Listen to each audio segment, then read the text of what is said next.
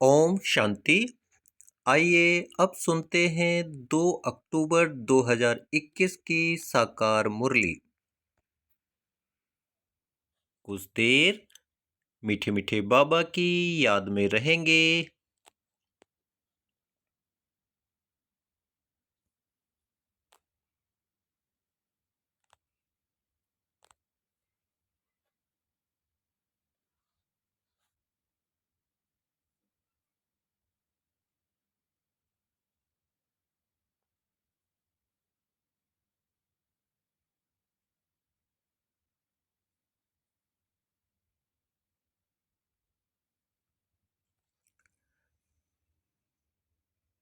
बाबा ने कहा, मीठे बच्चे, अब इस मृत्यु लोक का अंत है।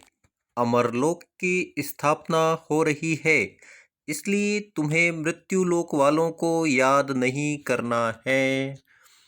क्या कहा बाबा ने? मीठे बच्चे, अब इस मृत्युलोक का अंत है। अमरलोक की स्थापना हो रही है, इसलिए तुम्हें मृत्युलोक वालों को याद नहीं करना है। आज का प्रश्न है, बाप अपने गरीब बच्चों को कौन सी स्मृति दिलाते हैं? उत्तर है, बच्चे, जब तुम वॉइसलेस थे तो बहुत सुखी थे। तुम्हारे जैसा साहूकार कोई दूसरा नहीं था। तुम अपार सुखी थे।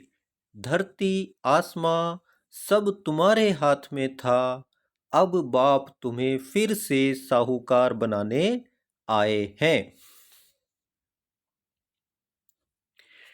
आज का गीत है, राह दिखाओ प्रभु, नयनहीन को राह दिखाओ प्रभु, पग पग ठोकर खाऊं मैं, नयनहीन को राह दिखाओ प्रभु, पग पग ठोकर खाऊं मैं, नयनहीन को। ओम शांति।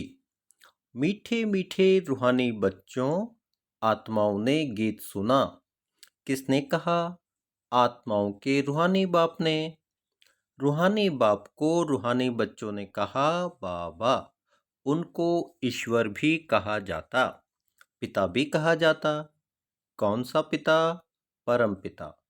बाप हैं दो। बाबा ने समझाया, बाप हैं दो, एक लौकिक, दूसरा पारलौकिक। लौकिक बाप के बच्चे पारलौकिक बाप को पुकारते हैं। बाप हैं दो, एक लौकिक, दूसरा पारलौकिक। लौकिक बाप के बच्चे पारलौकिक बाप को पुकारते हैं। हे बाबा। बाबा का नाम शिव। वह शिव निराकारी पूजा जाता है। उनको कहा जाता है सुप्रीम फादर। लौकिक बाप को सुप्रीम नहीं कहा जाता। ऊंचते ऊंच सभी आत्माओं का बाप एक ही है। सभी जीव आत्माएं उस बाप को याद करती हैं। आत्माएं यह भूल गई हैं कि हमारा बाप कौन है। पुकारते हैं, ओ गॉड फादर, हम नयनहीन को नयन दो, तो हम अपने बाप को पहचाने। बाबा कहते, हम आत्माएं यह भूल गई हैं कि हमारा बाप कौन है। पुकारते हैं, ओ गॉड फादर, हम नयनहीन को नयन दो, तो हम अपने बाप को पहचाने। भक्ति मार्ग में हम अंधे बन ठोकरें खाते रहते हैं। अब इन ठोकरों से छुड़ाओ। बाप ही कल्प कल्प आकर भारत को हेवन बनाते हैं। अंडरलाइन पॉइंट याद रखने की बात है, बाप ही परमात्मा शिव ही कल्प कल्प माने हर 5,000 वर्ष के बाद आकर भारत को ही हेवन बनाते हैं। अब कलयुग है और सतयुग आने वाला है। कलयुग और सतयुग के बीच को संगम युग कहा जाता है। यह है पुरुषोत्तम संगम युग। बेहद का बाप आकर जो भ्रष्टाचारी बन गए हैं उन्हों को श्रेष्ठाचारी पुरुषोत्तम बनाते हैं। लक्ष्मी नारायण पुरुषोत्तम थे। लक्ष्मी नारायण की डिनाइस्टी का राज्य था। कितनी डिनाइस्टी चलती है? लक्ष्मी नारायण की 8 डिनाइस्टी। कहाँ? सतयुग में सूर्यवंशी डिनाइस्टी। यह बाप आकर स्मृति दिलाते हैं। तुम भारतवासी आज से 5,000 वर्ष पहले जो एक कल्प की आयु है उसके पहले स्वर्गवासी थे, अब नरकवासी हो। आज से 5,000 वर्ष पहले भारत हेवन था और अब क्या हो गया? नरक। पहले स्वर्ग था अब हो गया नरक। पहले हेवन था अब हो गया हेल। पतित हो गया ना। भारत की बहुत महिमा थी। सोने सोने हीरे जवाहरात के महल थे, अब कुछ नहीं है। उस समय और कोई धर्म नहीं था, सिर्फ सूर्यवंशी थे। चंद्रवंशी पीछे आते हैं। बाप समझाते हैं तुम ही सूर्यवंशी थे, अब तक लक्ष्मी नारायण के मंदिर बनाते रहते हैं। परंतु लक्ष्मी नारायण का राज्य कब था, कैसे राज्य पाया, यह किसको भी पता नहीं है। बस पूजा करते हैं परंतु जानते। बाबा ने कहा यह किसको पता नहीं है कि लक्ष्मी नारायण का राज्य कब था, कैसे पाया। पूजा करते हैं परंतु जानते तो ब्लाइंड फेथ हुआ ना। शिव की लक्ष्मी नारायण की पूजा करते हैं, बायोग्राफी कोई नहीं जानते। भारतवासी खुद कहते हैं हम पतित हैं। हे पतित पावन बाबा आओ, आकर हमको दुखों से रावण के राज्य से लिबरेट करो। बाप आकर सबको लिबरेट करते हैं, सद्गति देते हैं। बच्चे जानते हैं कि सतयुग में एक ही राज्य था। कांग्रेसी लोग अथवा बापूजी भी यही मांगते थे कि हमको फिर से राम राज्य चाहिए, हम स्वर्गवासी बनना चाहते हैं। अब नरकवासियों का क्या हाल है देख रहे हो। इनको कहा जाता है हेल और डेविल वर्ड। यही भारत डीटी वर्ड था, अब डेविल वर्ड बन गया है। देवताओं का संसार था, देवताओं की दुनिया थी, अब डेविल वर्ड बन गया है। बाबा समझाते हैं तुमने 84 जन्म लिए हैं, न कि 84 लाख। जैसा सारे संसार के लोग कहते हैं कि 84 लाख योनियां हैं, तो अब बाबा उस पर समझाते हैं कि तुम्हारे 84 लाख जन्म नहीं हुए, कभी भी 84 जन्म लिए हैं। यह तो शास्त्रों में गपोड़े लगा दिए हैं। आज से 5,000 वर्ष पहले सद्गति मार्ग था। वहाँ न भक्ति था न दुख का नाम निशान था, उनको सुखधाम कहा जाता है। बाप समझाते हैं तुम असल में शांति धाम के रहने वाले हो। हाँ, परम धाम हमारा परमानेंट एड्रेस क्या है? परम धाम, शांति धाम, निर्वाण धाम, जो परमपिता परमात्मा शिव का भी परमानेंट रेजिडेंस है। 5,000 वर्ष पहले सद्गति मार्ग था, सुख धाम। वहाँ न भक्ति थी न दुख का नाम निशान था, उसको सुखधाम कहा जाता है। तुम यहाँ पार्ट बजाने आए हो। पुनर्जन्म 84 होते हैं, न कि 84 लाख। अब बेहद का बाप आया है तुम बच्चों को बेहद का वर्षा देने। अब बेहद का बाप परमपिता परमात्मा शिव आया है तुम बच्चों को बेहद का वर्षा देने। बाप तुम आत्माओं से बात करते हैं और सत्संगों में मनुष्य मनुष्य को भक्ति की बातें सुनाते हैं। देखिए कितना बड़ा फर्क है। यहाँ बाप परमात्मा शिव तुम आत्माओं से बात करते हैं और सत्संगों में जो दूसरे जितने भी सत्संग हैं वहाँ मनुष्य मनुष्य से भक्ति की बातें सुनाते हैं, करते हैं। आधा कल्प जब भारत स्वर्ग था एक भी पतित नहीं था। 2500 साल तक जब तक सतयुग और त्रेता था, भारत स्वर्ग था, तो उस समय एक भी आत्मा पतित नहीं थी। अब एक भी पावन नहीं है। इस समय कलयुग, घोर कलयुग, और कलयुग के अंत के भी अंत समय चल रहा है। तो अब सारी आत्माएं पतित बन पड़ी हैं, एक भी पावन नहीं है। या ये कहें कि पावन यहाँ आत्मा रह नहीं सकती। यह है पतित दुनिया। बाप समझाते हैं, गीता में कृष्ण भगवान वाच लिख दिया है। कृष्ण भगवान नहीं है, न कि उसने गीता सुनाई है। और गीता में कृष्ण भगवान वाच लिख दिया है। और बाबा कहते कृष्ण देवता सतयुग का सबसे पहला प्रिंस था, सबसे प्योर सोल थी, ना कि वो भगवान था, और ना कि उसने गीता सुनाई है। यह लोग अपने धर्म शास्त्र को भी नहीं जानते, अपने धर्म को ही भूल गए हैं। चार धर्म, मुख्य धर्म चार चार हैं। पहले कौन कौन से धर्म हैं? चार। पहले आदि सनातन देवी देवता धर्म, सूर्यवंशी, पीछे चंद्रवंशी, दोनों को मिलाकर कहते हैं देवी देवता धर्म। तो क्या हो गया? आदि सनातन देवी देवता धर्म, जिसमें सूर्यवंशी और चंद्रवंशी, सूर्यवंशी सतयुग में, चंद्रवंशी त्रेता युग में, दोनों चले 2500 साल तक। वहां दुख का नाम नहीं था। 21 जन्म तुम सुख धाम में थे। फिर रावण राज्य यानी भक्ति मार्ग शुरू होता है। बाबा ने भक्ति मार्ग को रावण राज्य कहा है। फिर रावण राज्य, भक्ति मार्ग शुरू होता है। शिव बाबा कब आते हैं?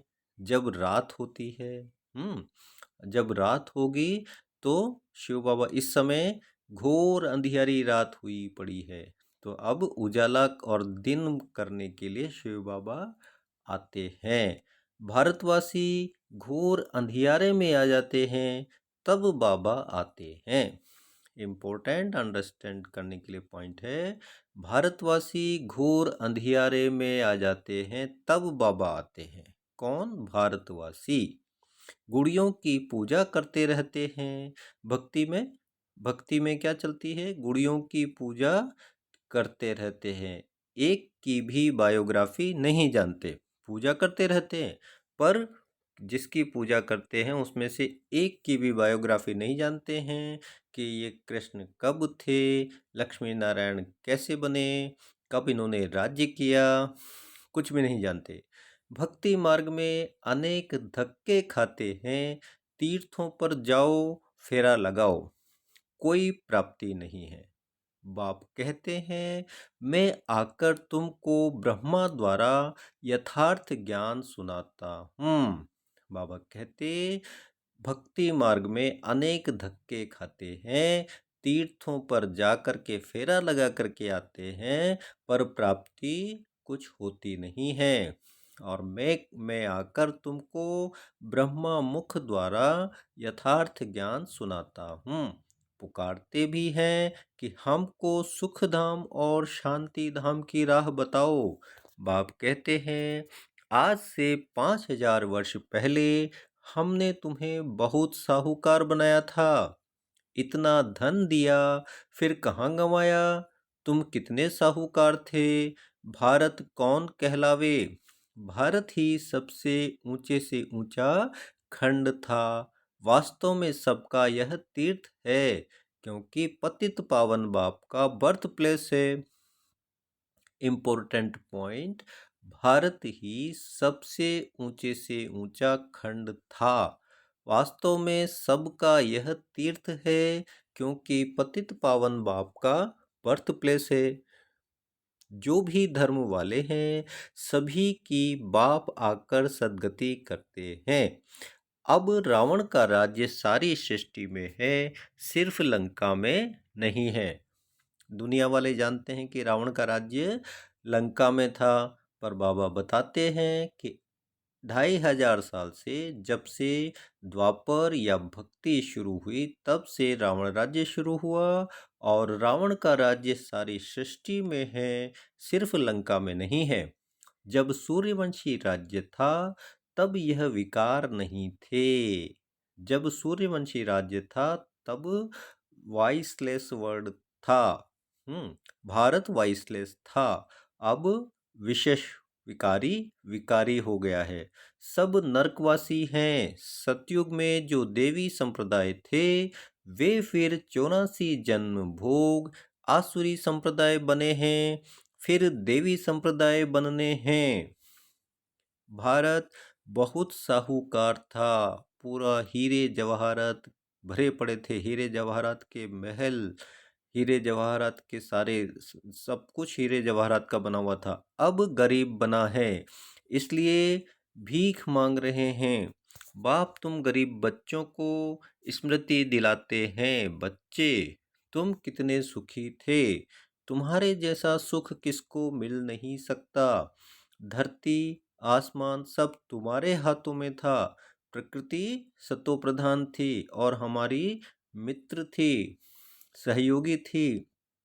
शास्त्रों में कल्प की आयु लंबी बताकर सभी को कुंभकर्ण की आसुरी नींद में सुला दिया है। यह भारत शिव बाबा का स्थापन किया हुआ शिवालय था। यह भारत शिव बाबा का स्थापन किया हुआ शिवालय था। वहाँ पवित्रता थी। उस नई दुनिया में देवी देवता राज्य करते थे। मनुष्य तो यह भी नहीं जानते कि राधे कृष्ण का आपस में क्या संबंध है। दोनों अलग अलग राजधानी के थे, फिर स्वयंवर के बाद लक्ष्मी नारायण बने। यह ज्ञान कोई मनुष्य मात्र में नहीं है, क्योंकि कहीं किसी शास्त्र आदि में भी लिखा नहीं है। तो ये ज्ञान किसी मनुष्य मात्र में नहीं है। स्पिरिचुअल नॉलेज सिर्फ एक बाप ही देते हैं। अब बाप कहते हैं, आत्म अभिमानी बनो। मुझ अपने परमपिता को याद करो। याद से तमो प्रधान से सतो प्रधान बन जाएंगे। तुम यहाँ आते हो मनुष्य से देवता अथवा पतित से पावन बनने। अब यह है रावण राज्य। अब यह है रावण राज्य। भक्ति में राज्य शुरू होता है। सब भक्ति करने वाले रावण के पंजे में हैं। सारी दुनिया 5 विकारों रूपी रावण की कैद में है, शोक वाटिका में है। बाप आकर सबको लिबरेट कर गाइड बन साथ ले जाते हैं। उसके लिए यह महाभारत लड़ाई है, जो कि 5000 वर्ष पहले लगी थी। अब बाप फिर से स्वर्ग बना रहे हैं। ऐसे नहीं, जिनको धन बहुत है वह स्वर्ग में है। लोग जिनके पास बहुत धन है, वो ये समझ लेते हैं कि भाई हम सब सुख, सारे सुख ऐशो आराम में हैं, हमारे लिए तो यही स्वर्ग है। अब बाबा कहते, अभी है ही नर्क। पतित पावन बाप को कहा जाता है। पतित पावन किसको कहा जाता है? बाप को कहा जाता है, न कि नदी को। यह सब है भक्ति मार्ग की बातें। दुनिया के लोग जो है नदी में स्नान करके पावन बन जाते हैं, ऐसा मानते हैं। तो बाबा कहते, पतित पावन बाप है, ना कि नदी। यह बातें बाबा ही आकर समझाते हैं।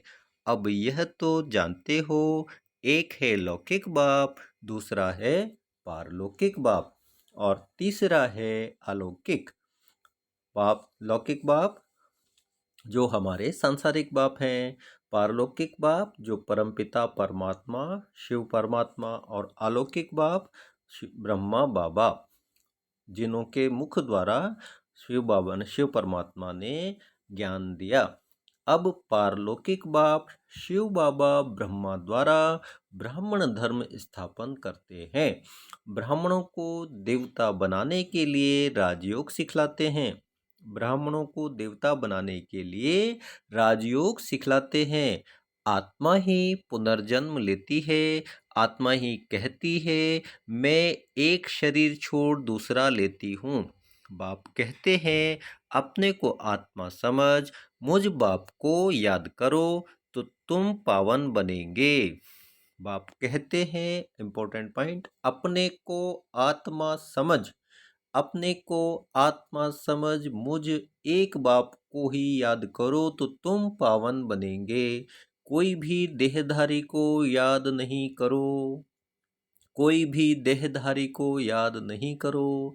अब मृत्यु लोक का अंत है और अमरलोक की स्थापना हो रही है।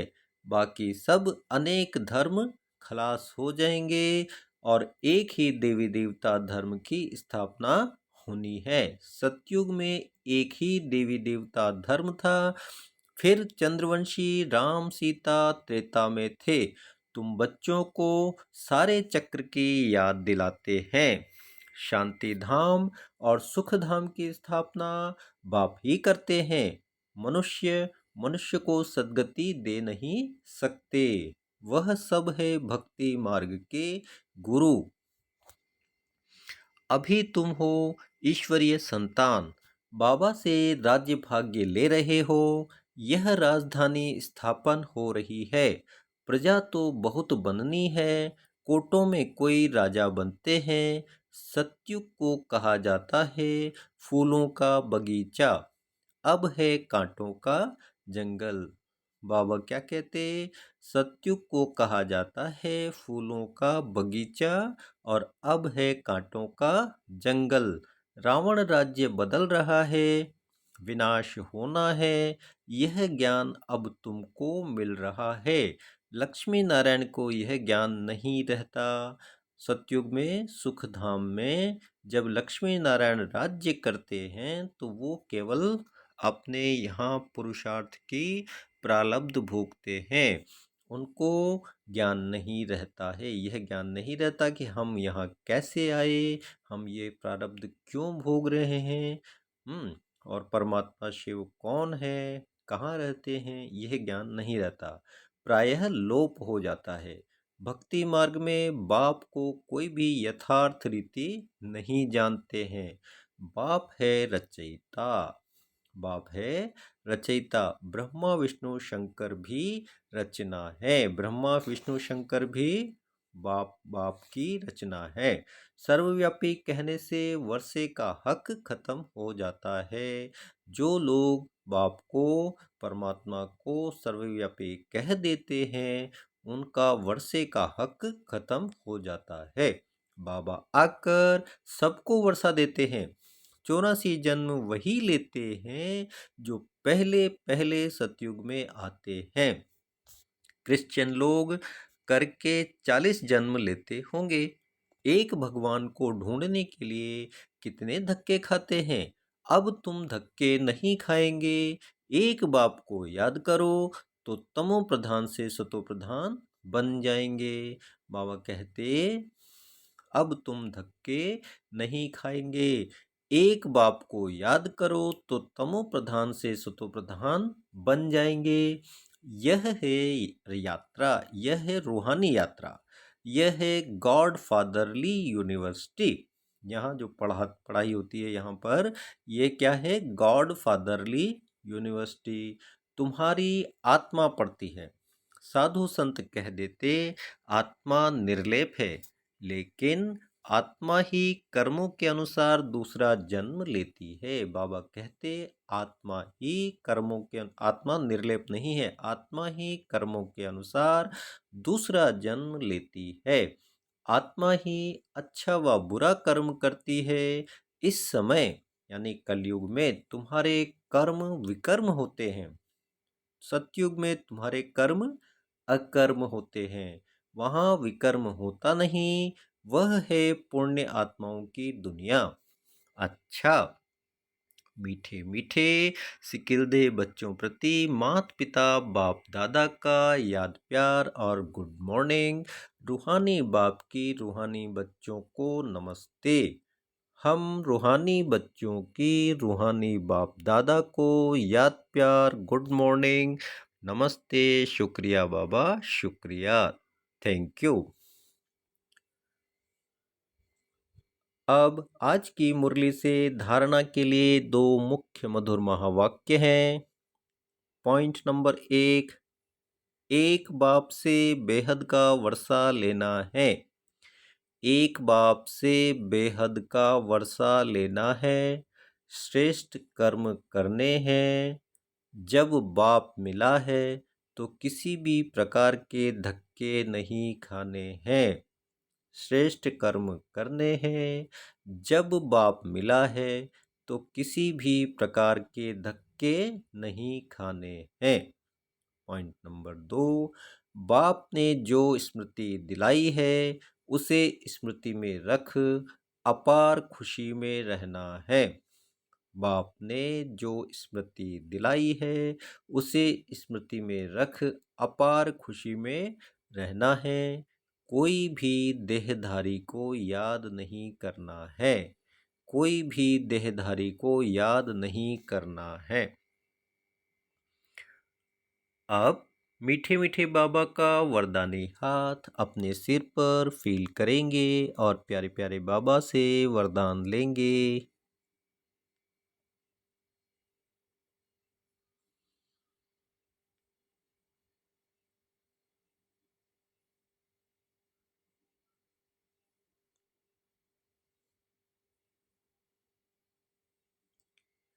आज का वरदान है, निमित्तपन की स्मृति द्वारा अपने हर संकल्प पर अटेंशन रखने वाले निवारण स्वरूप भव। निमित्तपन की स्मृति द्वारा अपने हर संकल्प पर अटेंशन रखने वाले निवारण स्वरूप भव। निमित्त बनी हुई आत्माओं पर सभी की नजर होती है, इसलिए निमित्त बनने वालों को विशेष अपने हर संकल्प पर अटेंशन रखना पड़े। अगर निमित्त बने हुए बच्चे भी कोई कारण सुनाते हैं तो उनको फॉलो करने वाले भी अनेक कारण सुना देते हैं। अगर निमित्त बनने वालों में कोई कमी है तो वह छिप नहीं सकती, इसलिए विशेष अपने संकल्प, वाणी और कर्म पर अटेंशन दे निवारण स्वरूप बनो। आज का स्लोगन है, ज्ञानी तो आत्मा वह है जिसमें अपने गुण व विशेषताओं का भी अभिमान न हो। ज्ञानी तो आत्मा वह है जिसमें अपने गुण व विशेषताओं का भी अभिमान ना हो। अब सुनते हैं मातेश्वरी जी के अनमोल महावाक्य। मनुष्य की एम ऑब्जेक्ट क्या है, उसे प्राप्त करने का यथार्थ तरीका क्या है। हर एक मनुष्य को यह सोचना जरूर है, अपनी अच्छी जीवन बनाने के लिए क्या उचित है।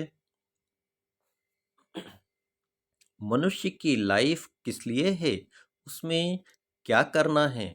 अब अपने दिल से पूछे कि वो मेरी जीवन में पलटा या परिवर्तन हो रहा है। मनुष्य जीवन में पहले तो नॉलेज चाहिए, फिर इस जीवन की एम ऑब्जेक्ट क्या है यह जानना है। यह तो जरूर मानेंगे कि इस जीवन को सर्वदा सुख और शांति चाहिए। क्या अभी वो मिल रही है। इस घोर कलयुग में तो दुख अशांति के सिवाय और कुछ है ही नहीं। अब सोचना है, सुख शांति कैसे मिलेगी। सुख और शांति, यह दो शब्द जो निकले हैं वे जरूर इसी दुनिया में कभी तो हुए होंगे। तभी तो इन चीज़ों की मांगनी करते हैं। अगर कोई मनुष्य ऐसे कहे कि हमने ऐसी दुनिया देखी ही नहीं, तो फिर उस दुनिया को तुम कैसे मानते हो? इस पर समझाया जाता है कि यह दिन और रात जो दो शब्द हैं, तो जरूर रात और दिन चलता होगा। ऐसे कोई नहीं कह सकते कि हमने देखी ही रात है तो दिन को मानूं कैसे। लेकिन जब दो नाम हैं तो उनका भी पार्ट होगा। वैसे हमने भी सुना है कि इस कलयुग से कोई ऊंची स्टेज भी थी जिसको सतयुग कहा जाता है। अगर ऐसा ही समय चलता रहे तो फिर उस समय को सतयुग नाम क्यों दिया गया? तो यह सृष्टि अपनी स्टेज बदलती रहती है। जैसे किशोर, बाल, युवा, वृद्ध बदलते रहते हैं, वैसे सृष्टि भी बदलती रहती है। आज के जीवन और उस जीवन में कितना फर्क है, तो उस श्रेष्ठ जीवन को बनाने का प्रयत्न करना है। पॉइंट नंबर 2, निराकारी दुनिया, आकारी दुनिया और साकारी दुनिया का विस्तार। निराकारी दुनिया, आकारी दुनिया और साकारी दुनिया का विस्तार। इस पूरे ब्रह्मांड के अंदर तीन दुनियाएं हैं। एक है निराकारी दुनिया, दूसरी है आकारी दुनिया, तीसरी है यह साकारी दुनिया। अब यह तो जान लिया है कि निराकार सृष्टि में तो आत्माएं निवास करती हैं, जो शांति धाम, परम धाम, निर्वाण धाम, वो निराकारी सृष्टि में तो आत्माएं निवास करती हैं।